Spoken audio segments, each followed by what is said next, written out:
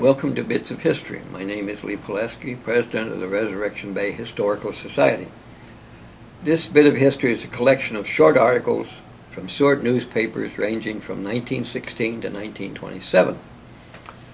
The first one shows that cruises on the bay are nothing new, although the prices have changed. From the Seward Daily Gateway of June 3, 1927. Sunday morning at 7 o'clock, Captain Berger of the MS Discoverer will leave port bound for Bear Glacier, Northwestern Glacier, Chiswell Island, and Seal Rocks, making the first excursion by water of Seward this summer. The trip will take all day, and luncheon will be served on the vessel free of charge. A charge of $3 per person has been fixed by Captain Berger.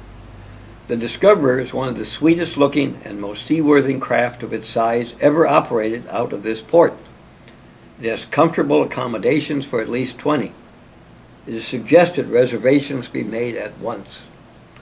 Continuing the theme of nothing new, here is a short news article from the August 20th, 1925 issue of the Gateway, announcing a new convenience.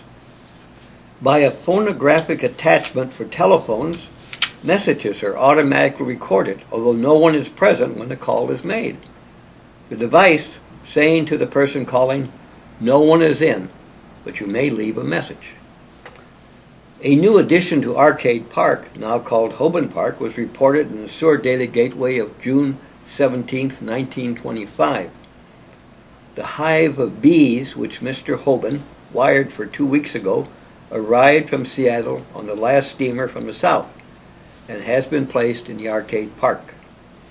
The bees appear to be very peaceful, and no casualties in the matter of stinging have yet been chalked up against the hive.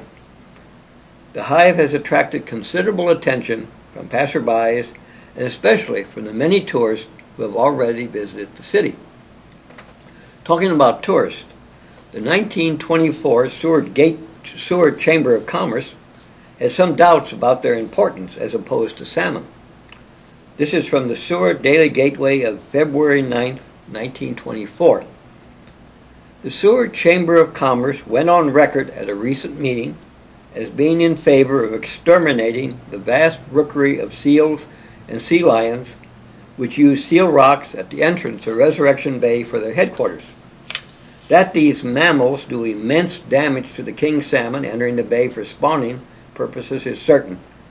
They have no value other than for their skins and their attraction to tourists, which is offset by their destructive tendencies. They break up the schools, mangle and mutilate the salmon, and scare many schools out to sea. It's estimated that one of these sea lions weighing 2,500 pounds will consume from 50 to 100 pounds of fish daily.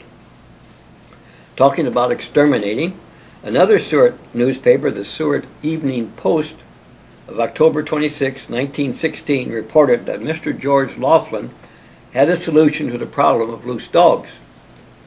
George Laughlin, rancher at Mile 7, had a nice flock of chickens and enjoyed ranch eggs until a bunch of hungry malamutes came along and gobbled up half the flock.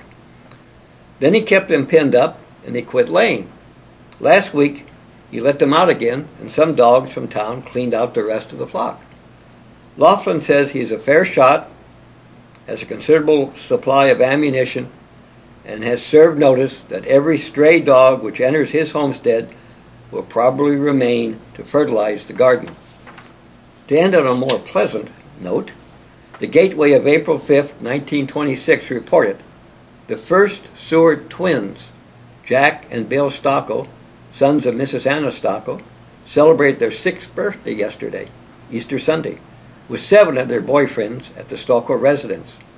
Jack and Belle were presented with such an array of gifts which would fairly stagger the eye of the average youngster.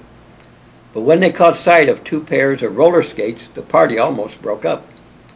A table fairly groaned under the heavy supply of refreshments, which rapidly disappeared with much gusto and smacking of lips. Thank you for listening to this bit of history. And remember, to learn more about Seward's interesting past, visit the Seward Museum at the corner of 3rd and Jefferson.